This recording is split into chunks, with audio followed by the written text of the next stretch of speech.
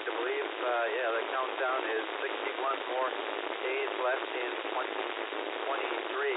And, yesterday it almost looked like, we're switching to the winter phase there. And, up in Bailey's Harbor, fortunately, drove there. Snow hadn't arrived yet. And then, during the day, middle of the day and so on, snow came and, it looks like probably a neighborhood of 2 inches of wet snow. And then, as the day progressed, warmed up. And, no trouble as far as the roadways getting back and forth.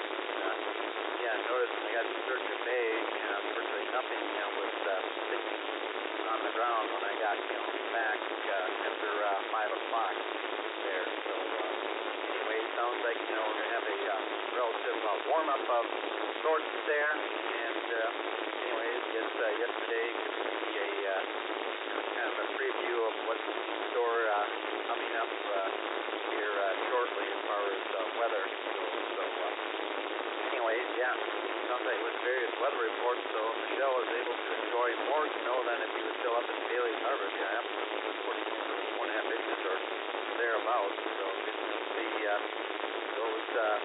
those reports of snow, what they all got for long snowfall. So let's see how things went weather-wise and otherwise on the other side of the lake with 89NN, KA9ARZ. Good morning.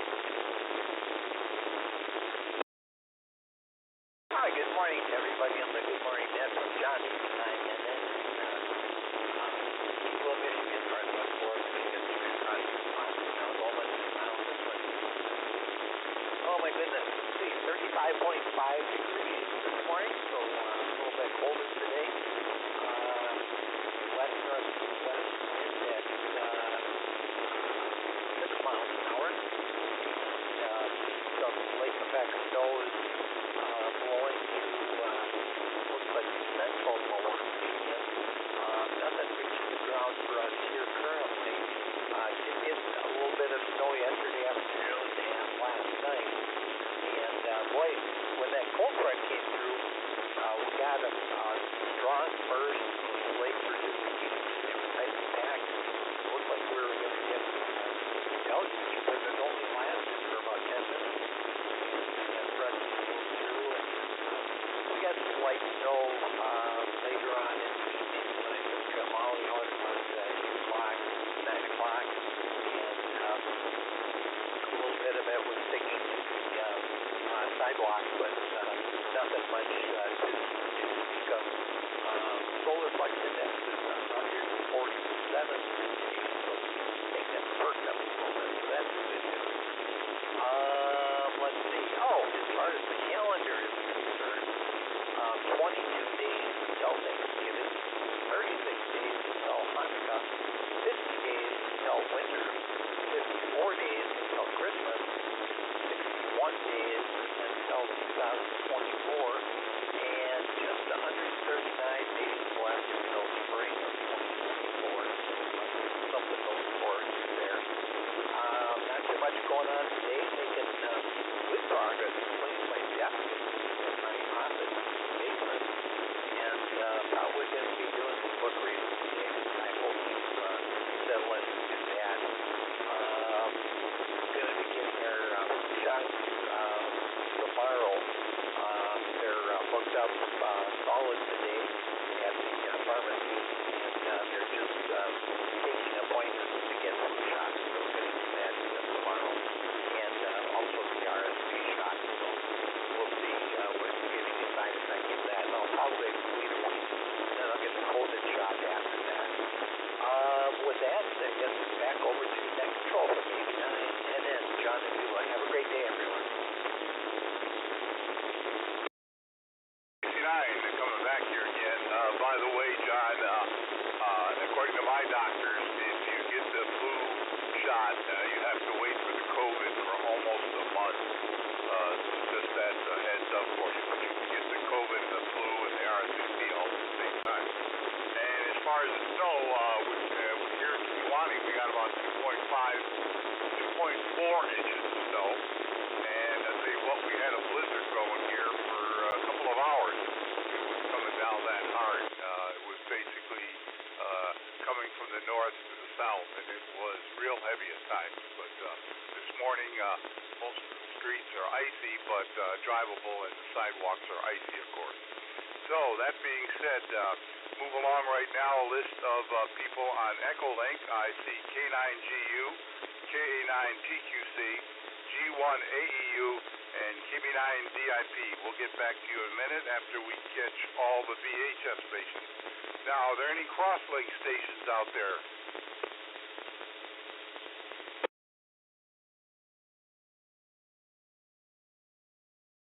All right, not hearing any. We'll now take all other VHF stations. All other VHF stations, please come now.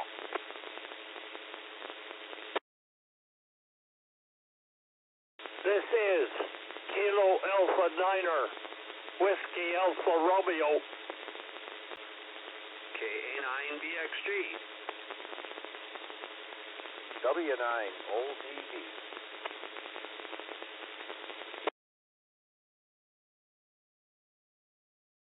KMA.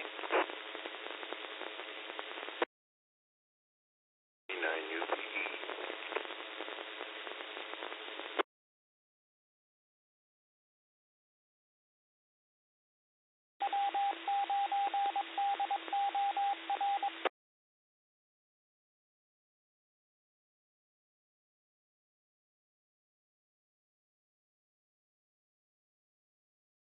Sounds like that's the list for this morning. So what I have so far is WAR, BXG, OBB, KMA, and UPE. Did I miss anyone?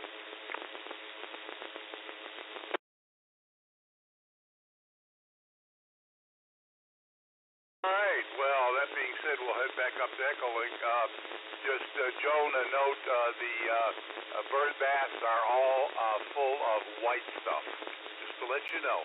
So K9GU, you'll take it and then hand it over to K9TQC, then G1AEU, then KB9DIP, and then over to WAR. So GU, go ahead and take it. Good morning.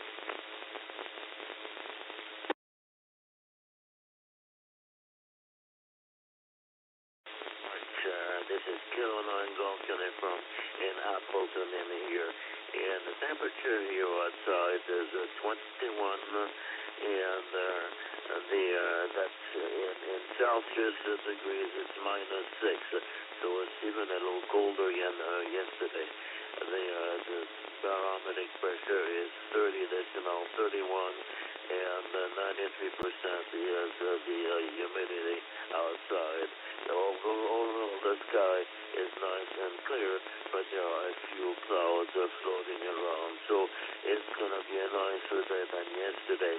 The snow remains from yesterday, especially on the roofs of the houses and also on the grass on the ground, but the roads are all clean and they were cleaned up yesterday, so this morning the roads are perfectly clear and easy to ride on now.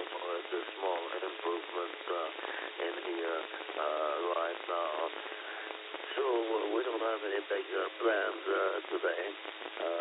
Interestingly, very early this morning we got a telephone call, but there was nobody there to talk to us, so I don't know what sort of incident that is, but we woke up a little early. Nothing very important, I guess, in here, but that sort of thing happens on the telephone systems in here. So that's about all the news I have right now, and as I said, we don't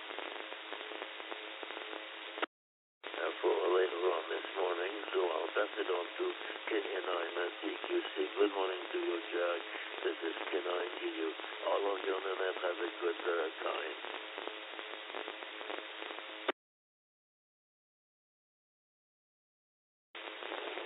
K9GU and good morning, net K9TQC back in Clintonville, where we arrived yesterday after a couple days down in Madison, and we went to the House on the Rock. And Bob, yeah, those steam engines were remarkable. I've never been to that place. Probably the ultimate Wisconsin tourist trap after the Dells. But it was really quite something. It's about a 3-mile walk through all the museums and all the different rooms and whatnot. and lots of ship models, which really caught my interest. So had a very enjoyable time. Hardly anybody was there on a Monday in October. And then we got to be in Madison for the granddaughters, getting things going with Halloween and all that good stuff. So 18 this morning here in Clintonville, kind of nippy out in the hot tub and a little bit icy with one's bare wet foot getting out to get back in the house.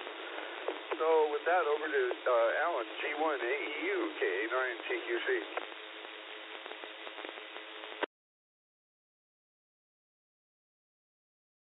Good morning, everybody. On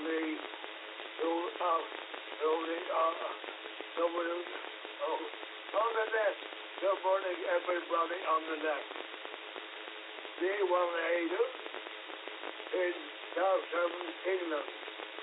Well, we are bracing ourselves for another storm here. There are forecast 90 miles an hour winds on the coast. Well, that isn't unusual here because at the lighthouse I often cross 80 or even 100 miles an hour wind. But anyway, we will batten down the hatches. Well, that is due tonight and tomorrow. Temperature here is Celsius, 13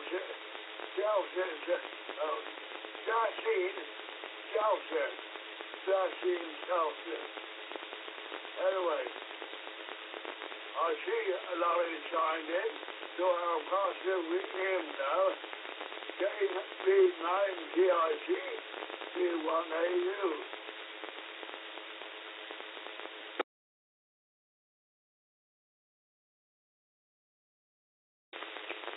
Thank you, Alan and Jolly Old.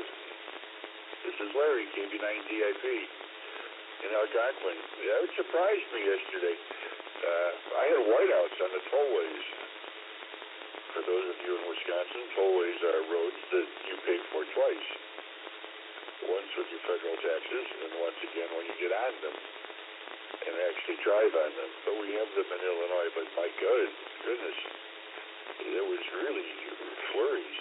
And then it turned to sleet, then it turned back to slushy snow. And the house on the rock, you wonder how they got all that crap in there, don't you? I mean, whether you use a whip and a gun and a chair to get the 20 mule team to lug all that crap up there. I mean, I was amazed. I was amazed at how old that building is, and it's, I don't know, one match in that place would be gone. But all of the stuff, the museum part, wow, what a collection. Yeah, that almost justifies, I said, the entrance fee. It's interesting. Because I had a chance to see it. I had a chance to see it a number of years ago with Joanne, and we were as impressed as you were. It's really something. Well, let's see. I have my first Masonic meeting tonight in my home lodge here in Cary, Algonquin, in Cary River Grove, really. And tomorrow, I got my flu shot up there at the Door County Medical Center clinic, and tomorrow I'll get my RSVP shot at Myers, good old Myers Food. It's nice that they finally allowed those centers to give vaccines. Because everybody can give a vaccine finally. I mean, they learned a lot from COVID, I guess. That it doesn't take 3 years of college to administer a shot. It takes some knowledge, of course, but it doesn't have to be in a doctor's office with the lights down and tape over the keyhole and the lights out and all that other stuff. Anyway, KB9DIP.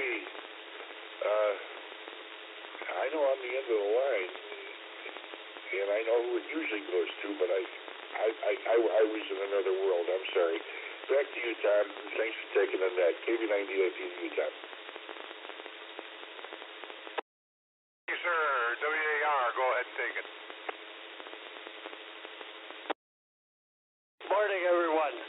is KA9WAR. Here in Peshtigo, we have sunshine on 30 degrees. Yesterday, at 9 o'clock on my trip to the Veterans Coffee, we had a few flakes of snow on the windshield. When I got out of there at 10 o'clock, everything was clear. And we had sunshine for when the kids came around last evening.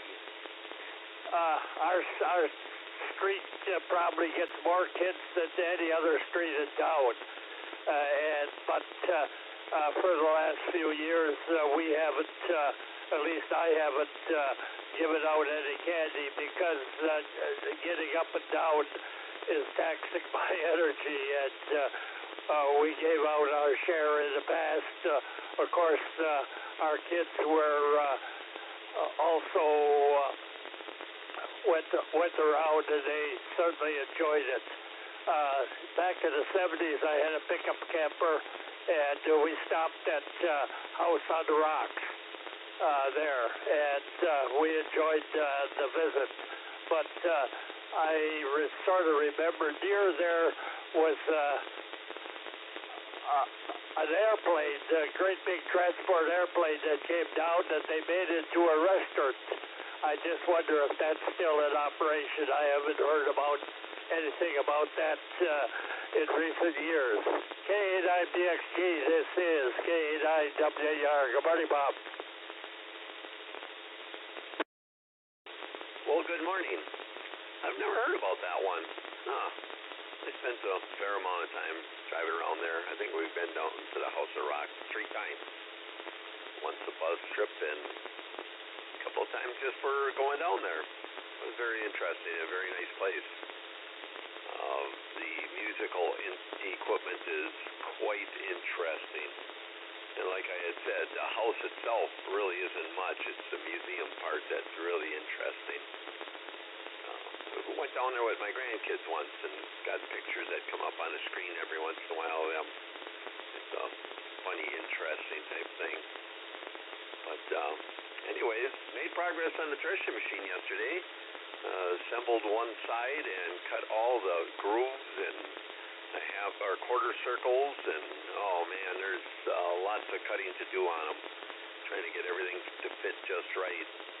I'll probably have to set up the shaper or the router again to do a couple more boards. I think I'm short, but I do have the boards. And hopefully I'll get the other side just about done, and then it's going to be trying to figure out how to put the thing together. It's an interesting machine. And I also got to get a whole bunch of tin for it. But cool here. Well, it's 23, and we didn't get anywhere near the snow that Tom got. It got up to about half an inch thick maybe sometimes, and then it would melt away. So I guess that's about it. Over to Rick, OBB, K9BXG.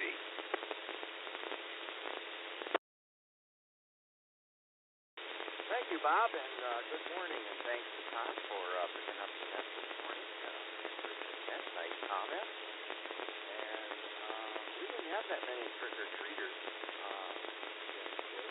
I think the weather kind of put a damper on it, but we had enough. And they went from 4 until 7 here in Ashland. My daughter sent me a whole bunch of pictures of our granddaughters down in Appleton. This was their first experience with Halloween, and they were just beside themselves. They went out all through the neighborhood, and they had a lot of their friends from school with them, and they just had a blast. So I think they were pretty acceptant of it all. And boy, were they dressed up. I didn't even recognize them. They had their costumes and their faces painted, and well, I guess that's the fun of it for those kids. So anyway, let's see. Yeah, pretty chilly here this morning. 21 degrees outside the bedroom window. So frost on the pumpkin. And let's see what else is going on here. Oh yeah, we had our meeting with our insurance advisor yesterday, and I don't know how you're supposed to make up your mind if this happens, well, you're better off with this one, and if this happens, then you're better off with this one, and you don't know what's going to happen, and what a puzzle. And you're hoping that you're making the right decision, and I'm just going to stop analyzing the heck out of it and go with my gut feeling and take it from there. Suppose that's what we have our savings for, I guess, and that's why I don't spend it all at once. That's the way I'm going to approach it anyway. Very, very interesting. And I got all 3 shots at the same time, and it's been about, I think, a month ago, 3 weeks ago. I probably got them a little bit too early. I don't know. That's another situation where if you wait too long, you're exposed to that situation too. So I don't know. Anyway, Sue still has to get her flu shot. Boy, I'm after her all the time. I think I'd be further ahead with my granddaughter sometimes. But let's go over to Joan and see what she has to say about everything. KC9 KMA, this is W9 OBC. Good morning, everyone, and I hope everyone has a fantastic day. Thank you, Rick, but I'm not sure. Was Bruce ahead of me today? Bruce? Didn't check in today. One day is like another. KC9 KMA. First, let me just remind people that apparently CVS, Walgreens, and maybe others are having a 3-day walkout. So you may think you have an appointment to get something, but you may not, let alone what are they going to do to fill prescriptions for little kids who get strep throat? I do not know. So there you have that. And I think that it is very interesting to see which physicians and people say you should get 1, 2, or 3 all at once. I think there is a wide variety of opinion about that, and I don't know what the facts are, so I won't repeat them. But obviously, if someone's giving you 3 at once, it's probably, indicated. Here, the only thing that I got accomplished yesterday was making some applesauce out of apples and made a very big mess in the kitchen, and so I took the advice of one of the TV cooking goddesses, and I put all those dishes in the dishwasher, and I will say it was not successful because I had all kinds of mixing bowls and then the equipment for the KitchenAid that strains out the seeds, which is a terrific addition, but the bowls blocked the holes of the spinning, what do one call those, the dishwasher. Anyway, so stuff didn't come clean, so lucky me, I have to wash it by hand after all, so that's a bit of a disappointment. But the jars appear to be sealed this morning, so bonus there. And that's about it. Today, I think I will take the rest of the prepared ready to make Concord grapes into jam. I just didn't have it in me to finish the canning part, so the ingredient is ready. Now I just have to boil and process. So that's what I'm doing today, Brad. How about you guys? KC9 KMA over to KD9UPE. KC9 KMA, this is KD9UPE. Brad in Green Bay. Thank you, Joan, and thank you, Tom, for the net this morning.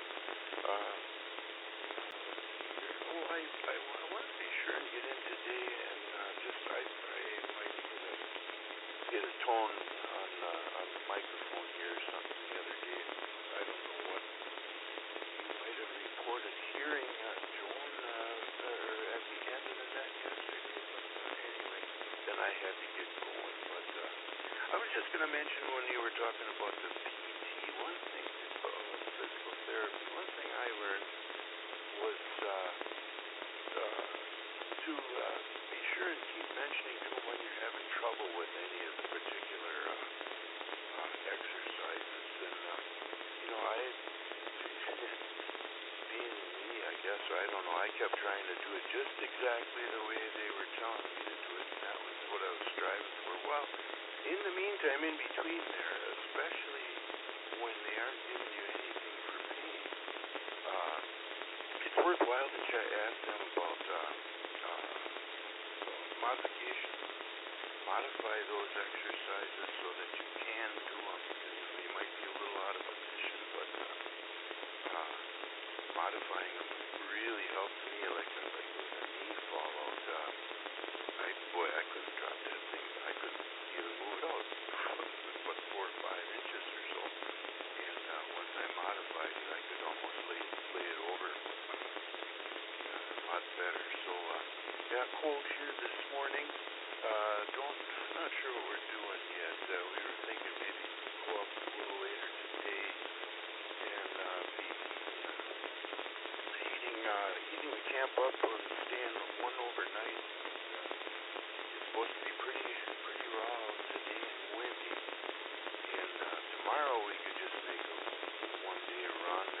But nobody wants to talk about tomorrow. So if anybody's heard any reports about wind tomorrow, or is that a possibility?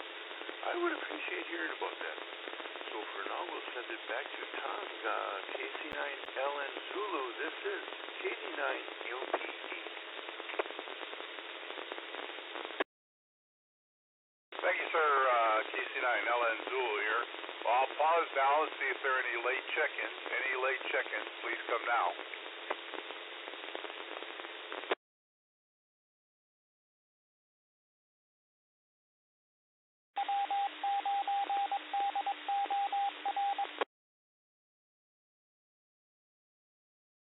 Not hearing any. Head back up to Echolink to go ahead and take your second turn. K9GU, then K9TQC, then G1AEU, then KB9DIP. Go ahead, take it, GU.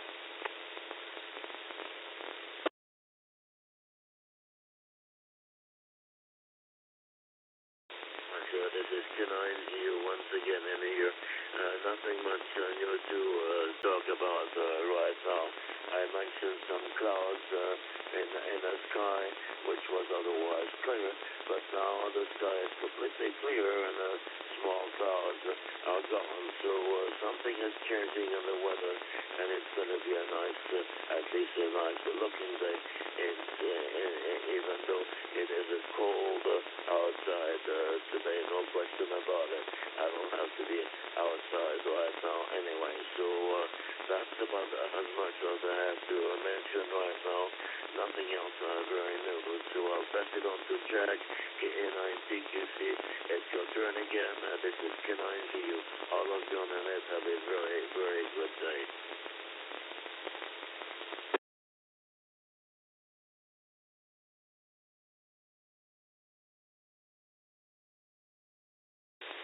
Well, thanks again, Michelle. K9TQC returning. One interesting little tidbit from yesterday, weather-wise, was that apparently Appleton set a record for October. Let me see, yesterday would have been the 1st of November, but it was 4.5 inches, so that was apparently some sort of a record for that segment of time. And Tom, you might mention if you want to run, or if you want me to run one of the news cycles at the end, I'm happy to do that. And that's about it from here, I guess. Over to G1AEU, Alan. Good afternoon, K9TQC.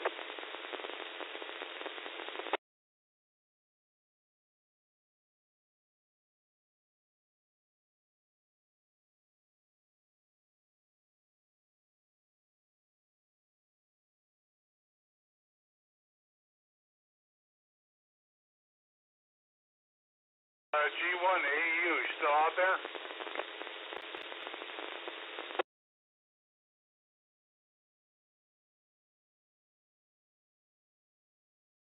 All right, KB9DIP, go ahead and take it.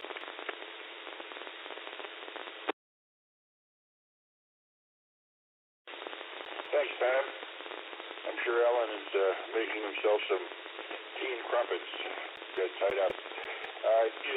John, I forgot all about that strike, and as I recall, there's always, if I remember correctly, there's always one technician or pharmacist on duty during the strike.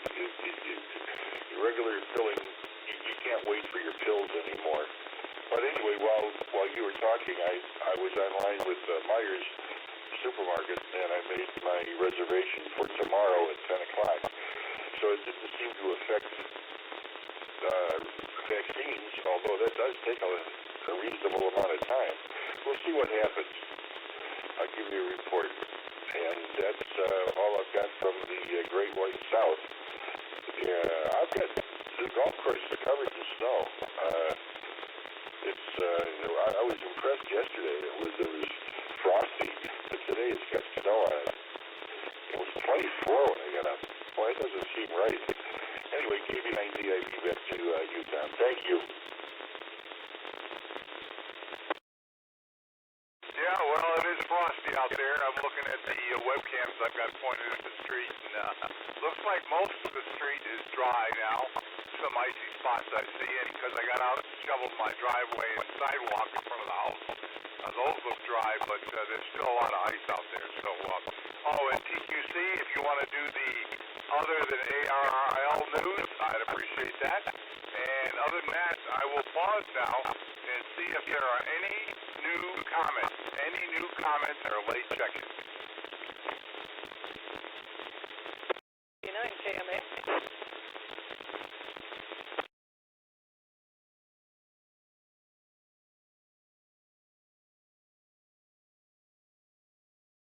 KMA, looks like you're ready. Go ahead and take it. Well, this is for Brad, KC9 KMA. Brad, it says on the Sturgeon Bay location of Channel 2's first alert weather today, they are predicting winds 10 to 20 out of the west-southwest. But tomorrow, it says it will be southwest 5 to 10. So tomorrow, I think, is the day you were asking about. It looks like they're considerably lower. Appears a couple of degrees warmer. It goes from 38 to 43 degrees. So a better day maybe. And then I thought, 48 here on Friday. So let's check and see. But the winds come back. So who knows? But if you're just going to be sort of having a day in the trailer, I think that sounds fine. Here, 30.9 degrees and no snow anywhere on the ground. Yesterday, a neighbor had an appointment in Green Bay. It took her 2 hours to get home on the roads that were snowy and slippery, and in the case of 43, temporarily closed. So, kind of a mess. That's what we'll get used to driving again. KC9 KMA, back to Tom. Thanks for running the net. And good morning to the listeners, the lurkers, and those who were broadcastifying while they are in various states of recovery. KC9 KMA. Yeah, well, we can only hope everything goes well for all of us here. KC9LN Zulu. All right, looks like we're almost done here. I'll pause one time again for any comments or late check-ins. UUB. Well, wondered if you were going to the Kiwani dump site or is it down or what? Go ahead, take it, sir. Good morning. Just late, had a light fire, mighty chilly this morning. Actually, I snowed a little bit yesterday. Drove to New Franken for a friend to deliver the shuttle thing, and just got going late this morning. So, good morning, everyone. WNI, UUB.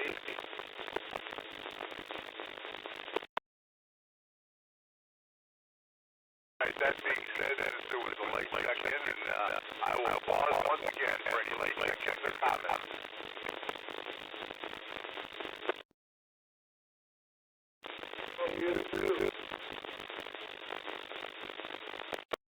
You want AU? Go ahead.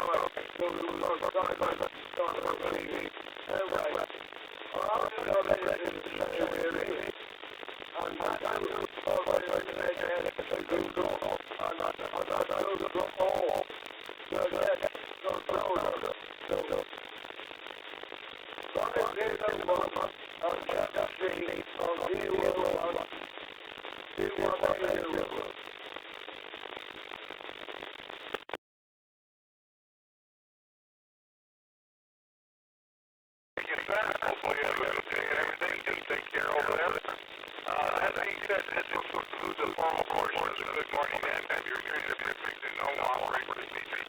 I want to thank you all for keeping in that active. Have a good day. Drive safely out there. Stay warm. And take you see you. Go ahead and do it. Good morning to all. DCI.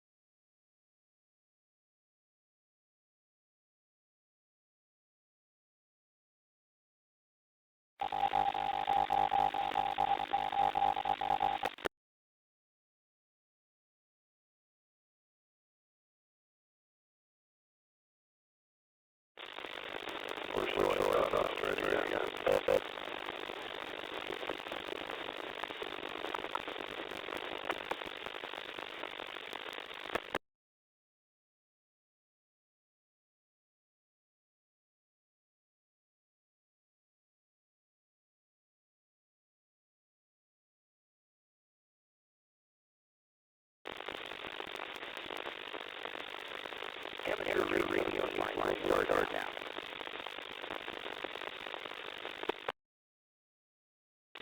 Amateur radio line report number 1,400 with a release date on Friday, October 27th, 2023.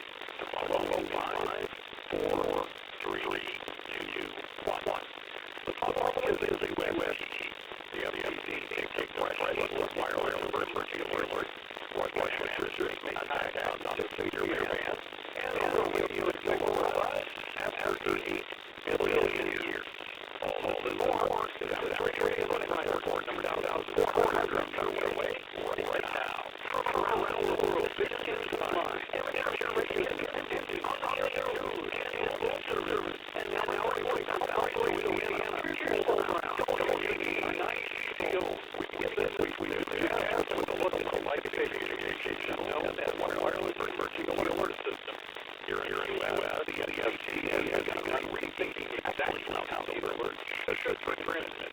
We have those details from LMB retrieved and the FCC was from wireless emergency alert do not rely on cell towers. Reliable, the Commission of Public Safety and Homeland Security is a way to public to not run cell towers not service or have covered a death zone.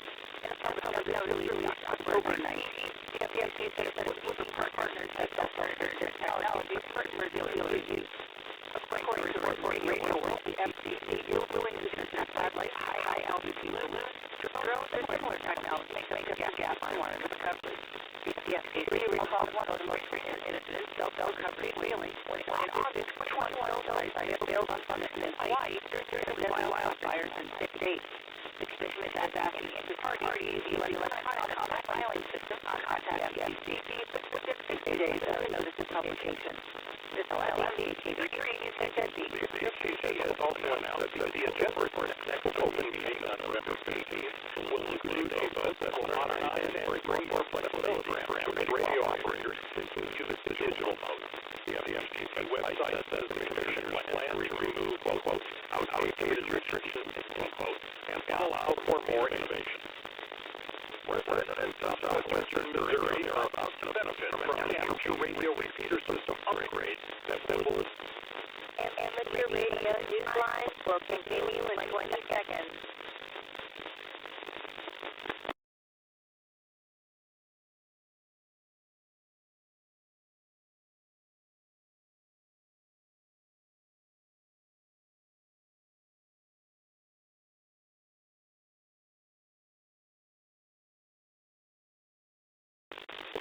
times of bad weather, and in other instances, we hear about voltage changes from Randy's line, W4XJ, a crucial weather emergency communication system in southwest Missouri, will receive an upgrade to expand its reach as a result of a grant of nearly $70,000.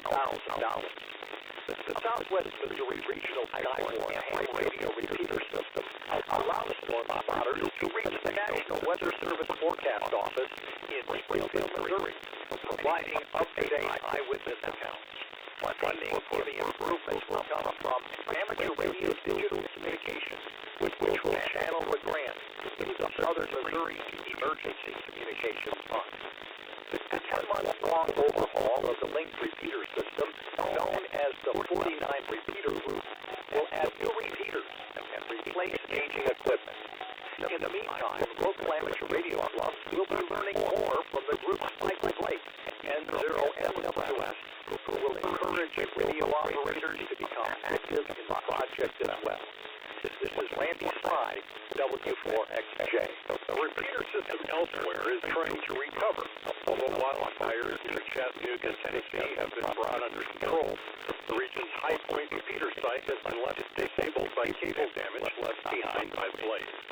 The 220 megahertz repeater, my Wires X repeater, and the APRS pitch repeater and iGate system of the Lookout Mountain amateur radio community and 4LMC will not return to use until further notice, according to the club's website. The damage also temporarily knocked the broadcast FM station off the air. The Lookout Mountain Amateurs website said that the group will need to replace all of the cables at the site. They are also awaiting word from the tower owners about possible damage to the tower, guy wires, and anchor points. If you happen to hear an amateur with a Russian call sign while you're listening on the band between 50 and 52 megahertz, and you're not imagining things, then know that ham is not violating any regulations. Ed Durant, 85LP, tells us what's happening. Russian amateurs holding that country's highest plastic radio license are now being permitted to use the 6-meter band with up to as much as 1 kilowatt under a verbal agreement with the Russian regulator. According to a report in November 2023 issue of Funk Telegram, hams are working to secure written permission for 6 meters, which Amateur Radio Newsline will continue in 20 seconds.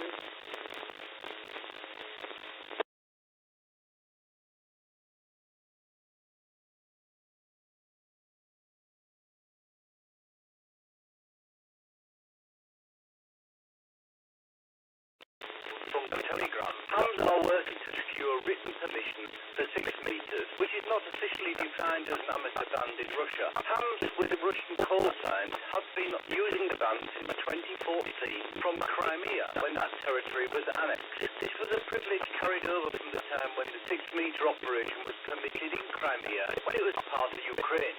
From Telegram quotes Alexander Kozlov, RW5C, an active amateur who is on the air from Moscow, as confirming to the magazine that a number of amateurs like him are now being heard regularly on the band and are making contact. Russian amateurs have long contended that if the authorities recognize 6-meter operations from Crimea, the privilege should be extended to all Russian hams. This is Ed Durant, CD5LP. Radio enthusiasts in the UK turned on their shortwave sets for an on-air celebration. And Jeremy Booth, G4 and JH, tells us about it. 100 people turned out on Tuesday the 17th of October for an 80th anniversary celebration at the UK's last remaining shortwave radio transmitting site. Countless others attended the party from a distance, as shortwave listeners who later sent in reception reports. The Wupperton transmitting station, which was built by the BBC during the Second World War, is owned by Encompass Digital Media. Its celebration broadcast was transmitted to listeners in Europe as an analog broadcast on 17.785 MHz and as a DRM broadcast on 11.725 MHz. In a rare change of programming schedule, the station also used its oldest transmitter, a Marconi BD272, built in Britain in 1963, to send programming to North America on 15.245 MHz.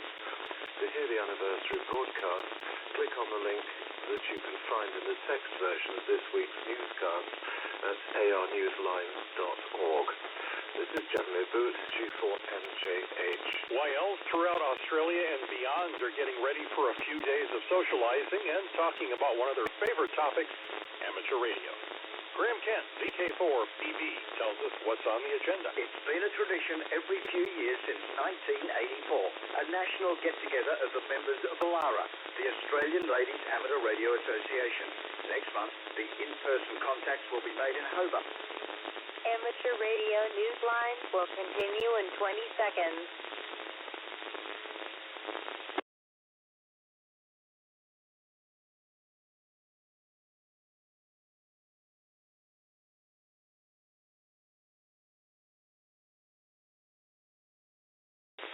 Amateur Radio Association. Next month, the in-person contacts will be made in Hobart, where YLs from the organisation will meet up, some for the first time, without having to call CQ. ALARA Meet, as it is known, is now held every 3 years. It features a busy agenda on the 4th and 5th of November, a mix of amateur radio activities and social outings, including a tour of historic sites and an optional cruise. It's not unexpected to have an international attendance. Many of the 200 or so ALARA members live overseas and have their membership sponsored by YLs living down under. Created in 1975, ALARA works to nurture women's participation and enthusiasm for all things amateur radio. This is Graham Kemp, VK4BB. Once again, Newsline is preparing to select the recipient for its International Newsmaker of the Year Award. We launched the award in 2019 with our editorial staff recognizing the individuals, groups, or formal clubs who have spent the previous year bringing amateur radio into the spotlight, showing its positive values and contributions to the community. We are broadening the award's scope this year by acknowledging that the dissemination of information to the public about amateur radio's positive influence no longer relies solely on mainstream media. This year, and going forward, the award will be presented to a recipient who has illuminated amateur radio's role in mainstream media or via internet channels. Stay tuned in the weeks ahead. We will select a winner to be announced in early December.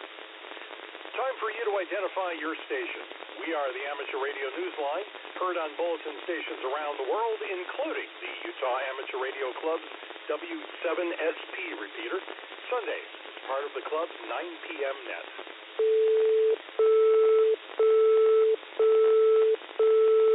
The Scouting Organization recognizes Jamboree on the Air as the largest scouting event in the world. But for one group participating in Wisconsin, the global amateur radio activity created some personal and very local triumphs. Patrick Clark, K8TAC, gives us those details. In a small village just east of Wausau, Wisconsin, Scouts were making QZOs as part of the Jamboree on the Air weekend on Saturday, October 21st. They were using the call sign of the Wisconsin Valley Radio Association, W9SM. 8 volunteer operators from the club helped the Scouts get on the air. These radio contacts weren't about the pursuit of QSL cards, but the chase for one of 3 merit badges. The radio merit badge, the sign. Amateur Radio Newsline will continue in 20 seconds.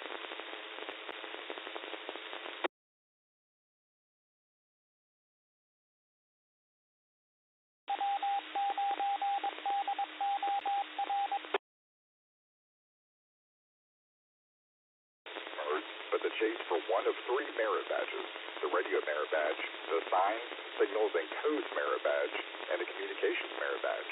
The activity attracted scouts from other parts of Wisconsin and some as far away as Minneapolis, Minnesota. According to Nicholas Schilling, KC9FEM, all 22 scouts who had enrolled to get the radio merit badge succeeded in that effort, and many of the others completed part of the requirement toward the other 2 badges.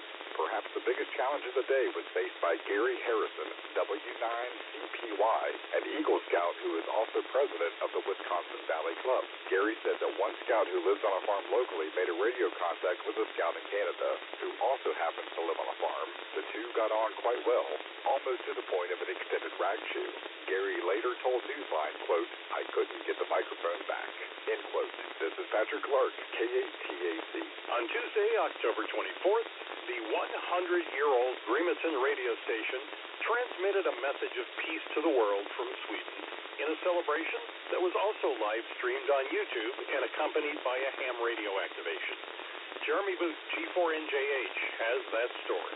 The broadcast hosted by the Alexander Grimmett Friendship Association in Sweden marked UN Day by sending its station's call sign SAQ, followed by a message of peace in CW. The 200-kilowatt Alexanderson alternator began its transmission at 1500 UTC on 17.2 kilohertz. Those who could not be present at the World Heritage Site were able to watch it live on the YouTube channel of the Friendship Association. Amateur radio operators also participated using the call sign SK6SAQ for contacts using CW and SSB on 80, 40 and 20 meters.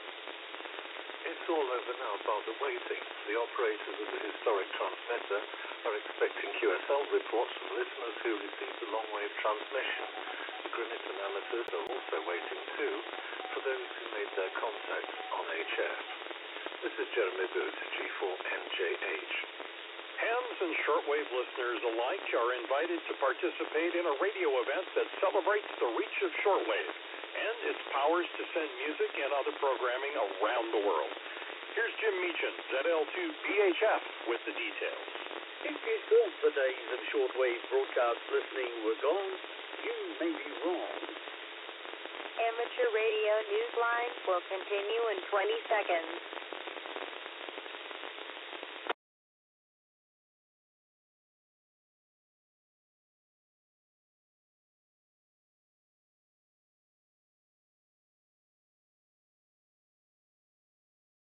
The days of shortwave broadcast listening were gone, you may be wrong, as a broadcast station in Taiwan is reaching out to the global amateur radio community for assistance with its international shortwave event that continues until 14th of November. The Fusion Broadcasting Station is asking listeners to send reception reports that include such details as favorite music being heard or favorite programs.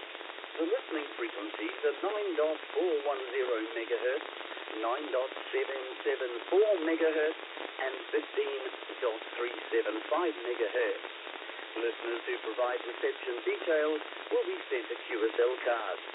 The station also broadcasts locally on AM and FM, but that programming is not involved in this activity.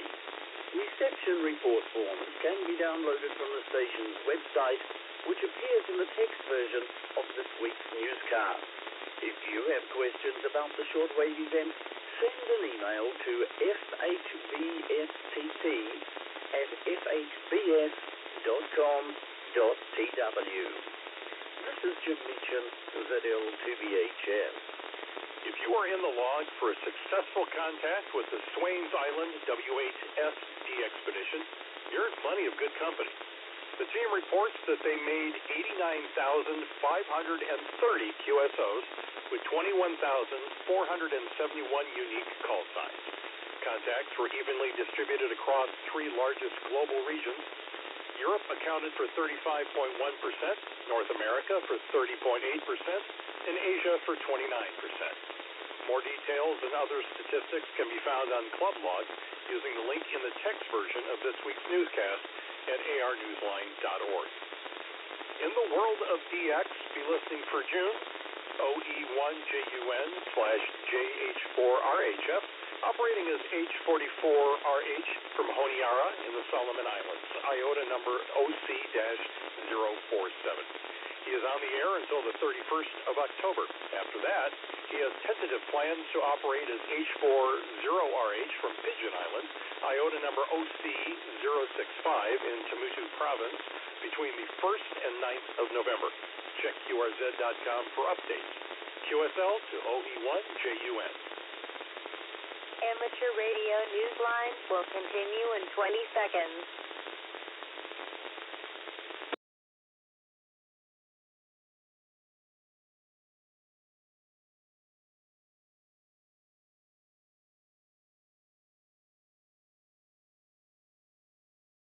QRZ.com for updates. QSL to OE1JUN. Ed N2HX is active as V4/N2HX from St. Kitts, IOTA number NA104, until the 18th of November. Listen for him in the CQ Worldwide DX Single Sideband Contest using the call sign V49R. QSL via home call, direct, or bureau. Listen for Pierre, VE3KTB, and Alexei, VE1RUS, operating as VY0ERC from the Eureka Amateur Radio Club station in Ellesmere Island. IOTA number NA008 through the 22nd of November. CQRZ.com for details. Tom, VK2WN/SP7WG, is on the air until the 30th of November as AX37EUDXF to celebrate the 37th anniversary of the European DX Foundation. CQRZ.com for details. If you've ever waited for what seems like forever for a DXpedition's QSL card to arrive, imagine waiting a really long time. We mean a really long time for the signal itself. Ted Peterson, KC0DGY, tells us about one radio signal that has finally arrived after 8 billion years. You might call it long past taken to the extreme. A fast radio burst from a galaxy far, far away that has only arrived on Earth now, after 8 billion years. The signal apparently is none the worse for the effort. Scientists say this mystery blast of waves is likely the most energetic they've ever seen, releasing the same amount of energetic emissions as the sun is capable of doing over a 30-year period. It's the latest example of what astronomers call FRB, which stands for Fast Radio Burst. The radio signals last barely a millisecond. Scientists have been receiving and watching them since 2007. This latest reception of the universe's remarkable operating mode even inspired a name, FRB 202206110A. Astronomers wrote about it in the journal Science, which published it on Thursday, October 19th. The team of researchers believe this latest burst may be the result of a small cluster of galaxies attempting to merge, which results in explosions that create new stars. One theory suggests that FRBs are a means. Amateur Radio Newsline will continue in 20 seconds.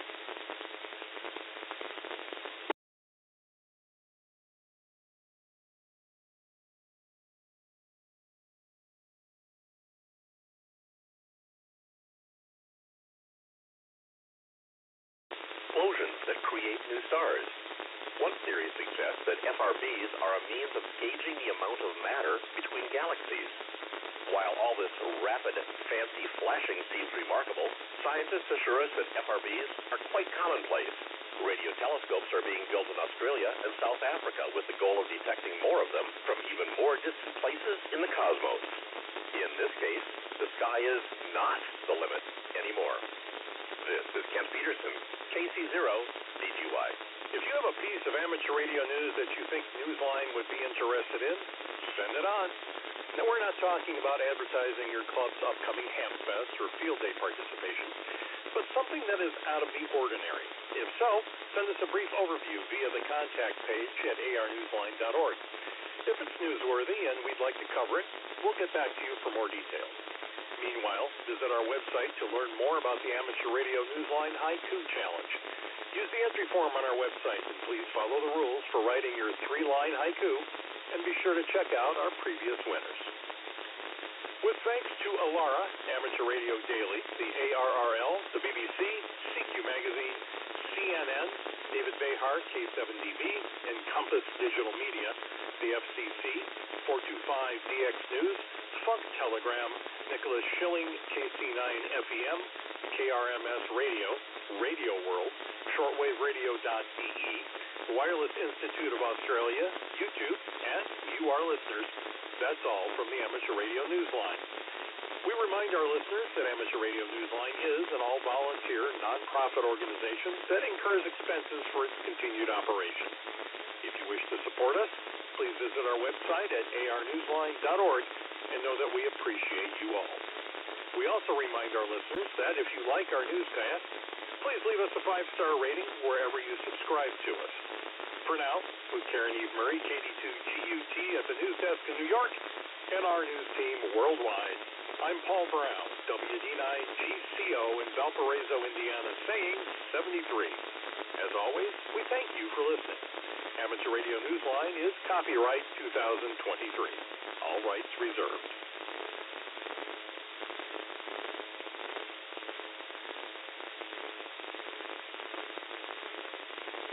Amateur Radio Newsline will continue in 20 seconds.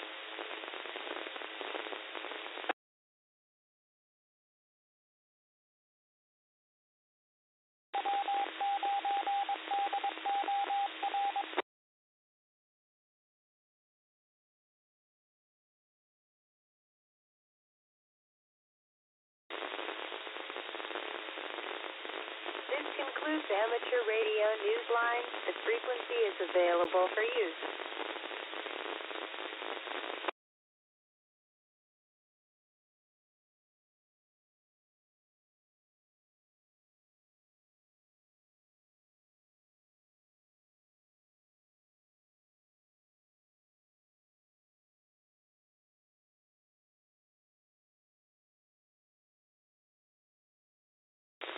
K9, take your seat, Yorkie.